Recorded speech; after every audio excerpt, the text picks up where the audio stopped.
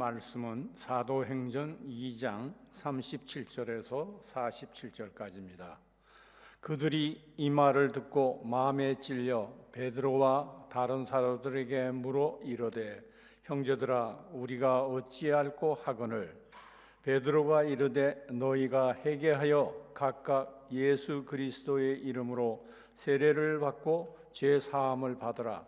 그리하면 성령의 선물을 받으리니 이 약속은 너희와 너희 자녀와 모든 먼데 사람 곧 주 우리 하나님이 얼마든지 부르시는 자들에게 하신 것이라 하고 또 여러 말로 확정하여 권하여 이르되 너희가 이 패악한 세대에서 구원을 받으라 하니 이 말을 받은 사람들은 세례를 받음에 이날의 신도의 수가 3,000이나 더 하더라.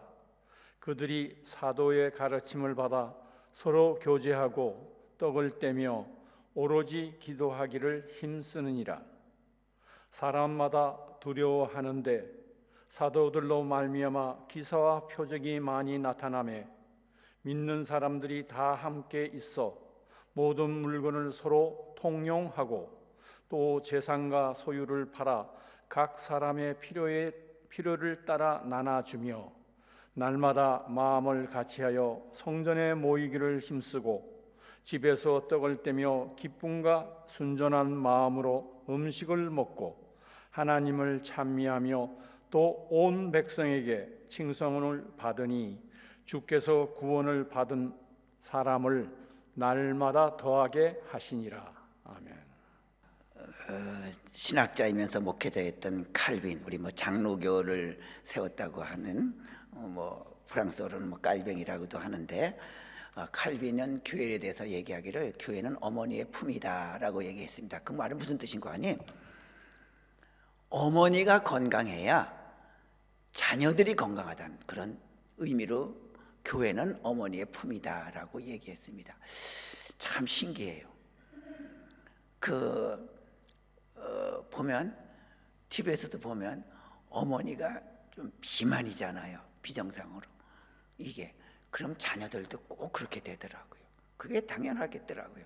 어머니가 맛있는 걸 만들어서 자녀에게 주니까 자녀도 당연히 비만이 되더라고요. 그거 보고 어머니의 건강이, 어머니의 생활이 얼마나 자녀들에게 영향을 미치는지를 알겠더라고요. 칼빈도 말했습니다.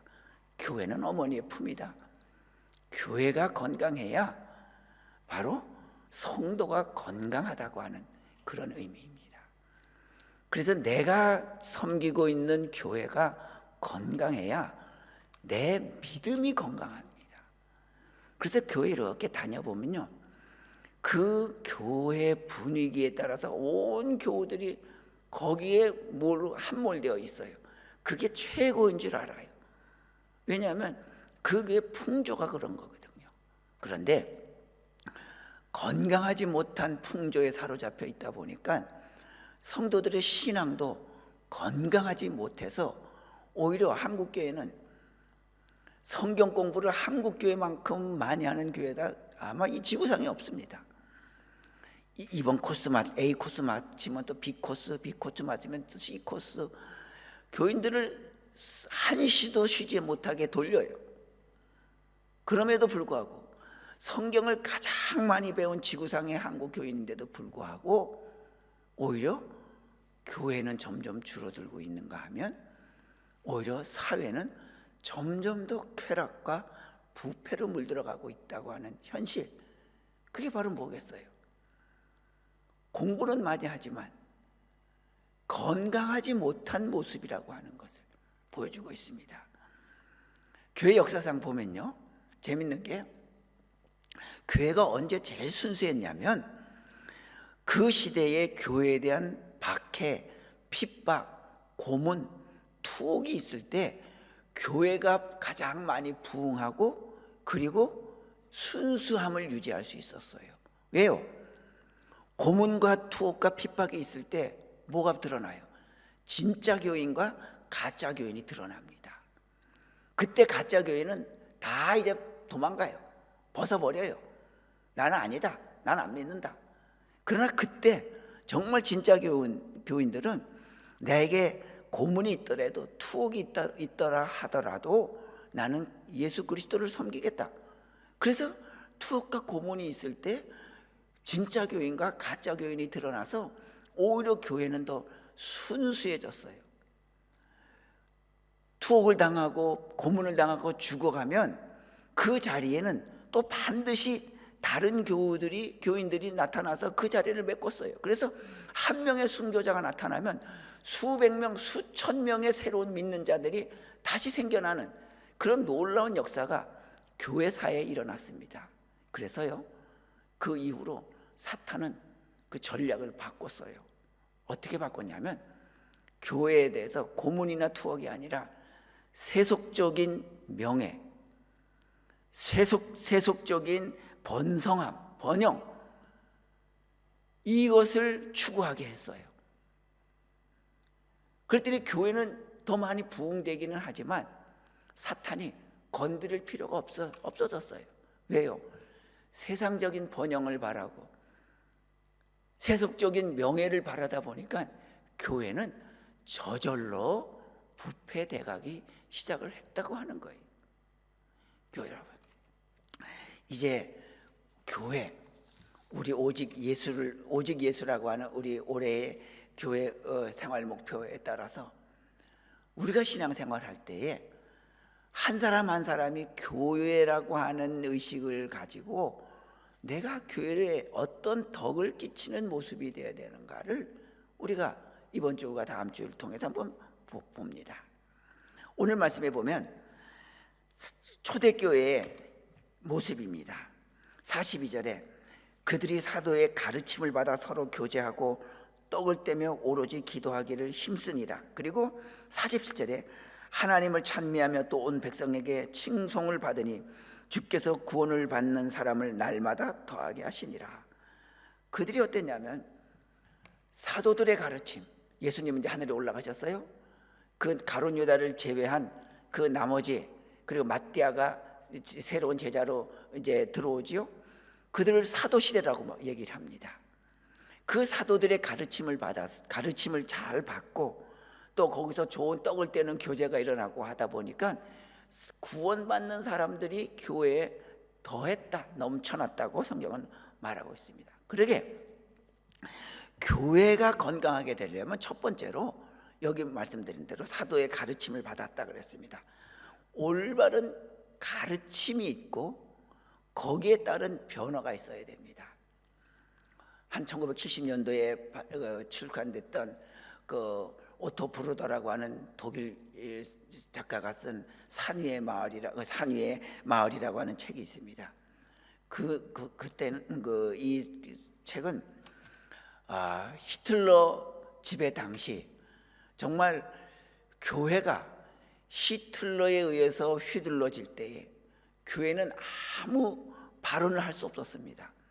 잘못 강당에서 발언하면 비밀 경찰들이 와서 그냥 잡아다가 쥐도 새도 모르게 사라지게 만드는 거예요. 죽이는 거지요.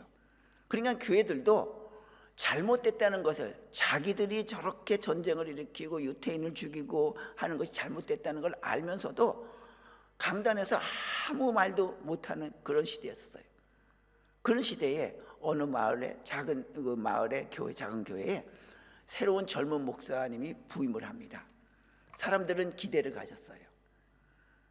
젊은 목사이기 때문에 용기도 있을 것이다. 그리고 생각도 아주 정직할 것이다. 그래서 기대를 하고 그 새로 부임한 목사님을 이렇게 모셨어요. 한 주가 가고 두 주가 가고 두 달, 세 달이 가도 그 목사님의 입에서는 자기들이 기대하는 얘기는 전혀 나오지 않습니다. 다만 변화가 있다고 하는 것은 그 목사님이 오셔서부터 새로 주중에 성경 공부를 개설한 반, 그것만 열심히 인도하고 계십니다. 그런데 그 성경 공부 반도 주가 가고 달이 지나가도 다른 얘기, 히틀러에 관한 이야기, 이 정세에 관한 이야기 전혀 하지 않습니다. 자, 그러던 어느 날 반년이 지나고 1년이 지난 어느 날 예배 도중에 갑자기 비밀 경찰들이 검은 집차를 타고 교회 들어오더니 그 목사님을 체포해 갑니다. 교인들은 놀랐지요. 그렇지만 힘쓸 수가 없습니다. 그 시퍼런 히틀러 시대에 감히 누가 나서지 못합니다. 그런데 그때 한 사람이 일어납니다. 그는 그 마을 입구에서 구두 수선 가게 하는 사람이에요. 사람들의 별로 관심을 받지 못했어요. 영향력이 있는 사람도 아니에요. 그리고 교회에서도 마찬가지예요. 별 활동 안 했어요. 그런데 하나 변화했다고 하는 것은 그 새 목사님이 오셔서부터 그는 성경 공부에 부지런히 한 번도 빠지지 않고 참석했던 구두수선공이었어요. 그런데 그가 갑자기 일어나더니 자기 목사님을 체포해가는 그 비밀경찰 앞을 가로막으면서 우리 목사님 못 데려갑니다라고 막아서는 거예요. 아무도 말할 수 없을 때 그가 혼자서 아무 관심도 받지 못했던 그 젊은이가 그 비밀경찰을 가로막는다고 하는 그 장면이 그 산위의 말이란 책에 나옵니다.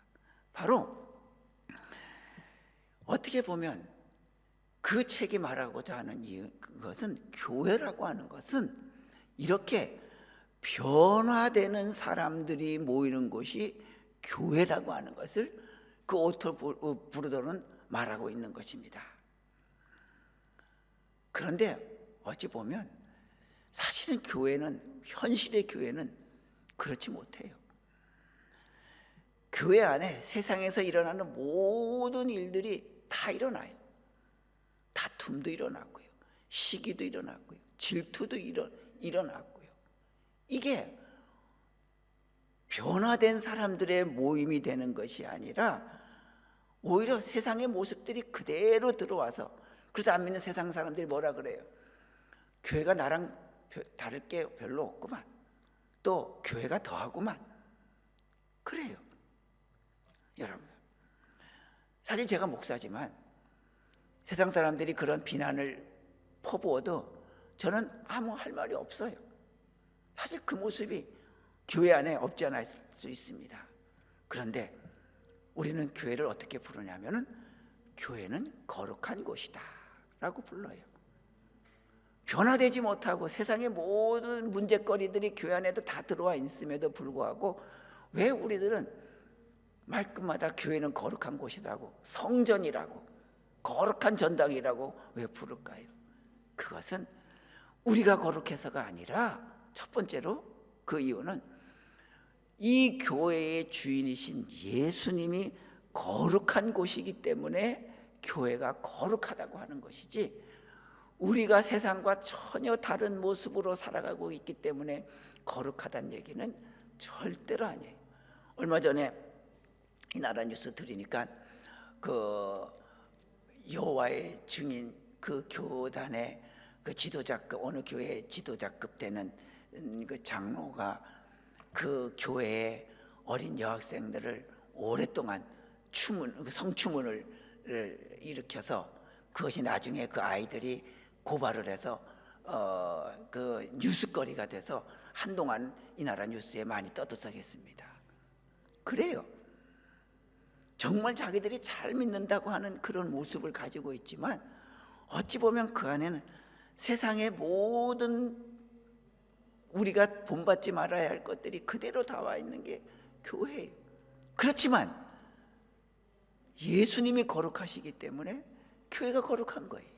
우리 때문에 교회가 거룩한 것은 절대로 아닙니다. 교회의 주인이신 예수님이 거룩하시기 때문입니다. 마치 병원과 같아요. 여러분, 그러지요. 방송에서 병원에 가니까 오히려 건강한 사람들 병을 옮아 왔다. 당연하지요.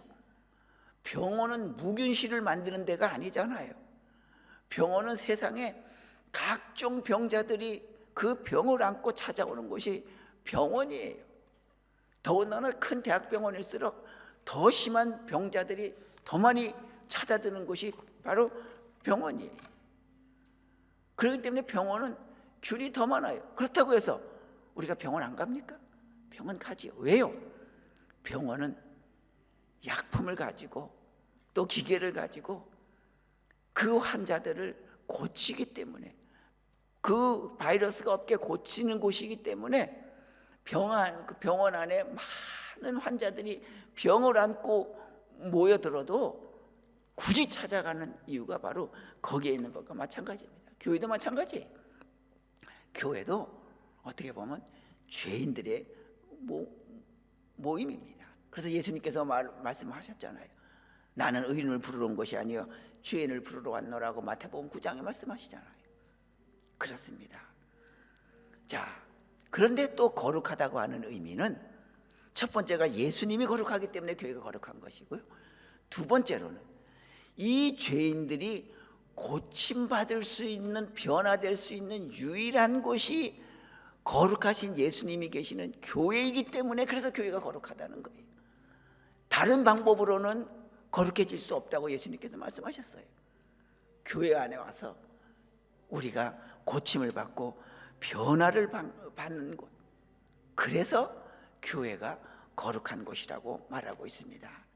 여러분들, 요즘 교회는, 한국 교회는 지방에 가면요, 우리도 지금 주일학교가 없지만 주일학교가 없는 교회가 80%입니다. 80%예요.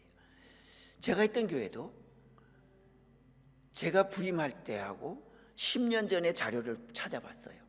10년 전에 하고 제가 부임할 때하고 주일학교가 반토막이에요. 절반이에요.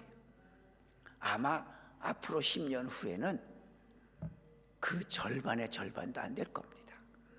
중고등부, 청년부 더 없어요. 더 없어요. 전에는 그래도 대학 캠퍼스 안에서 뭐 CCC라든지 UBF라든지 뭐 IBF라든지 이런 선교 단체들이 가서 캠퍼스 다니면서 막 전도하고 학생들 붙잡고 전도하고 그 자리에서 막 영접 기도하고 그런 붐이 한참 대학생 선교회 CCC 얼마나 유행했어요. 지금 그랬다간 큰일 납니다. 큰일 나요. 고발 당장 들어가요. 심지어 학교 동아리 안에 CCC 동아리도 만들어줬어요.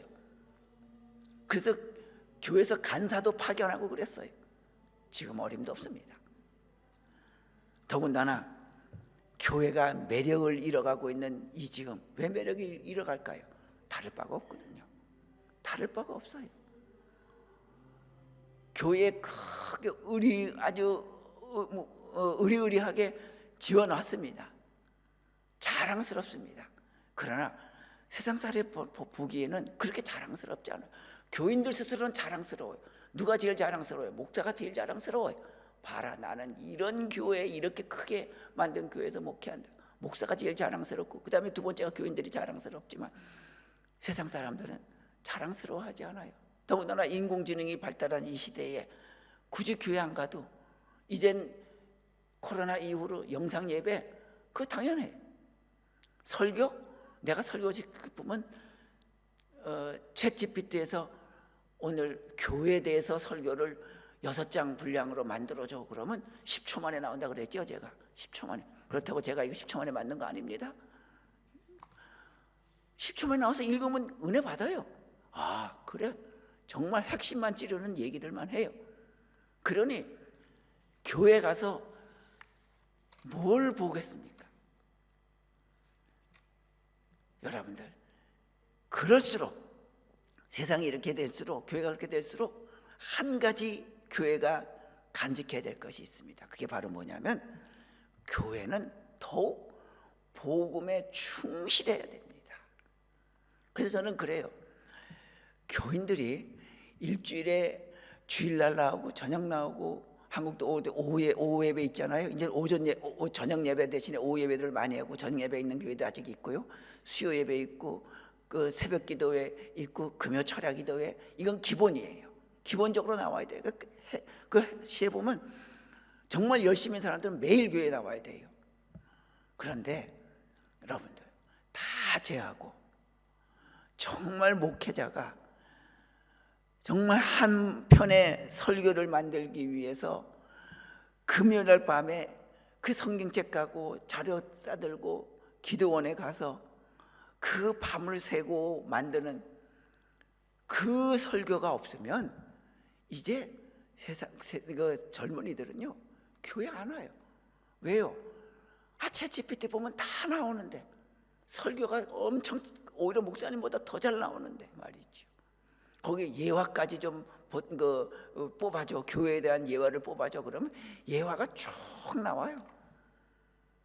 그러니 무슨 교회의 매력이 있겠습니까? 그럴수록 교회는 정말 옥하는 목사님이 예전에 그랬어요. 25분 설교를 위해서 25시간 설교 준비를 해야 된다. 저는 25시간 가지고는 택도 없다고 생각을 해요. 제가 해보니까 물론 그분은 훌륭한 설교가고 능력 있는 분이라 가능하지만 저는 택도 없어요. 그것 가지고는 택도 없어요. 여러분들 우리 잊지 마십시다. 교회는 순수한 복음의 가르침을 받고 그 가르침대로 변화되는 곳이 교회라고 하는 것. 그래서 교회 안에는 복음이, 순수한 복음이 살아있어야 한다고 하는 것, 우리가 잊지 않으시길 바랍니다. 두 번째로 여기 말씀해 보면 42절에 또 이렇게 표현을 합니다. 그들이 서로의 가르침을 받아 서로 교제하고 떡을 떼며 그랬습니다. 가르침을 받고 교제했다, 떡을 뗐다, 먹는 나는 교제를 했다 그랬습니다. 신앙이란 바로 변화되는 사람들이 이게 바른 교제로 들어가는 거예요.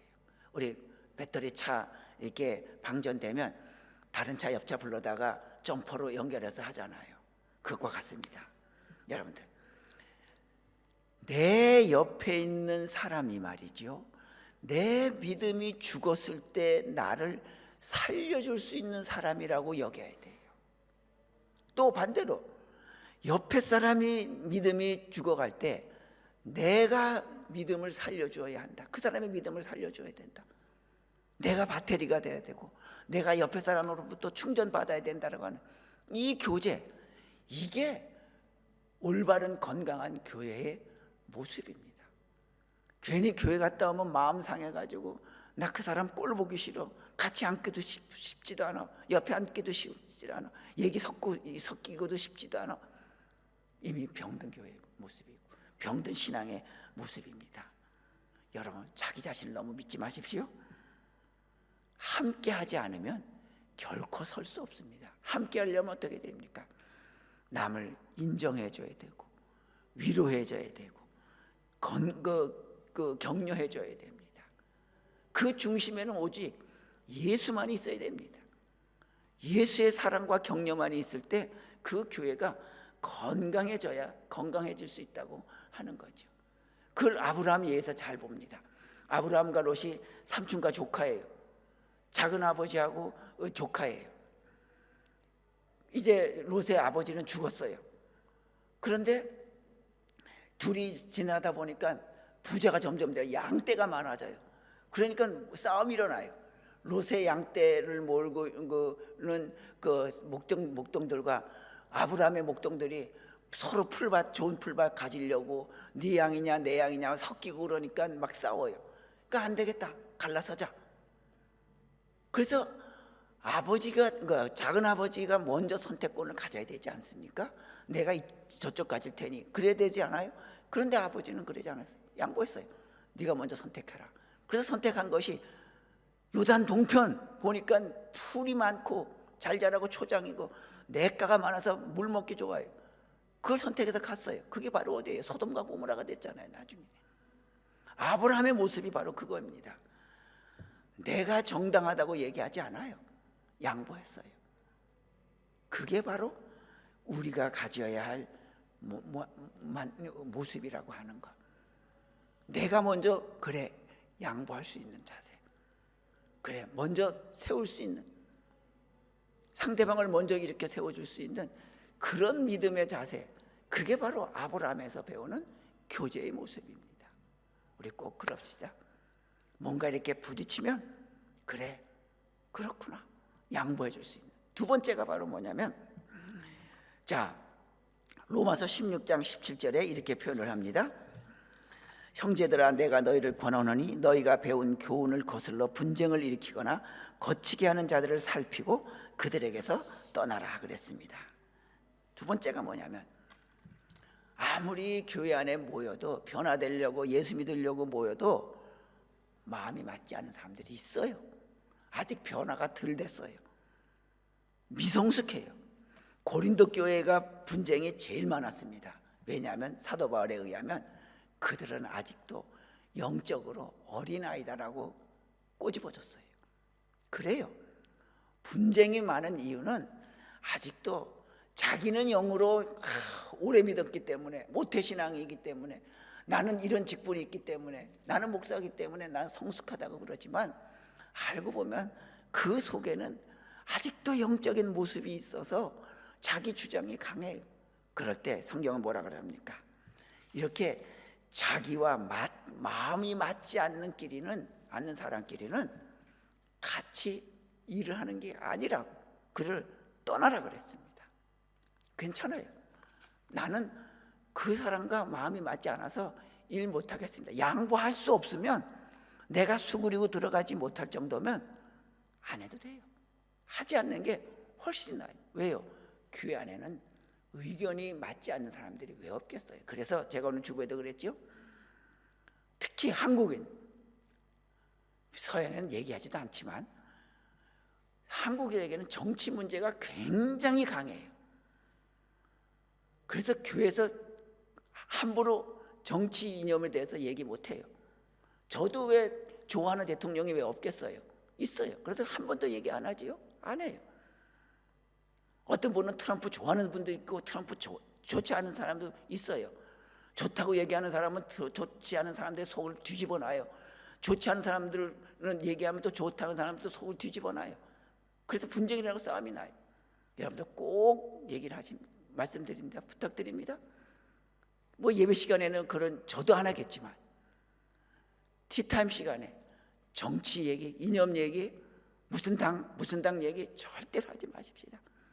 키위들 얘기하는 거 보면, 커피타임 할 때 얘기해 보면 재밌어요. 제가 듣기에 이렇게 보면 정말 허접한 얘기예요.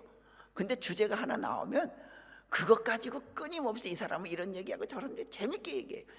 저 주제거리도 아닌데도 그냥 나 어제 운동을 했는데 어디가 이렇게 안 좋았다. 그러니까 나도 말이야 운동했는데 이런 게 있었어. 그 보면 그냥 서로 재밌게 얘기해요.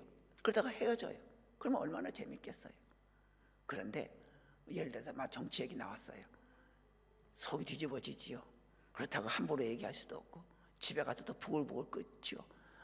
어떻게 예배만 드리고 올 수 없나? 우리 교회가 꽉 차면 예배만 드리고 가도 상관없는데 이거 몇 분 안 되니까 또 빠지기도 그렇고 말이죠. 그렇잖아요. 꼭 부탁드립니다. 마음이 안 맞는 일이 많이 있을 수 있어요.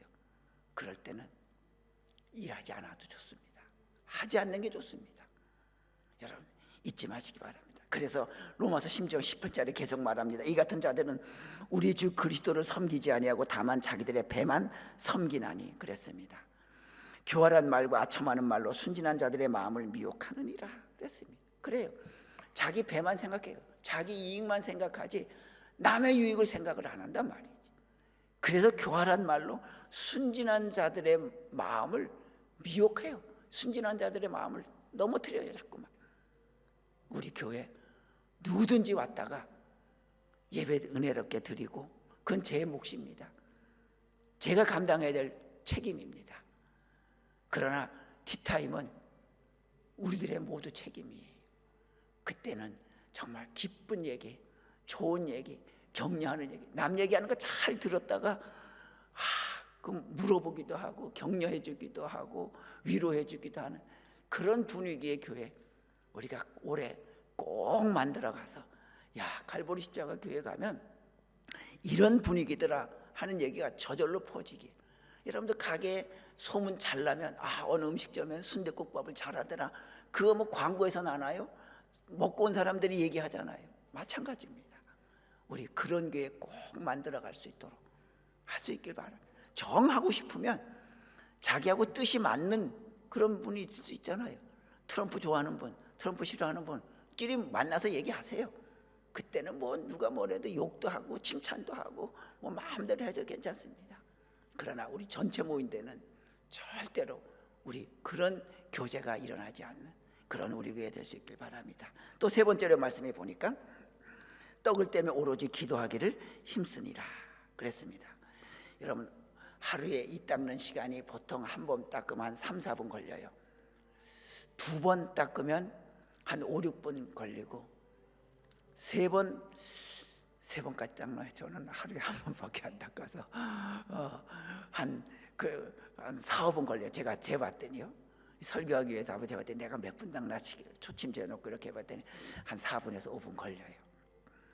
여러분들 적어도 우리가 하루에 2번 닦는 분들은 2번 닦는 시간만큼 기도하십시오. 3번 닦는 분들은 3번 닦는 만큼 기도하십시오.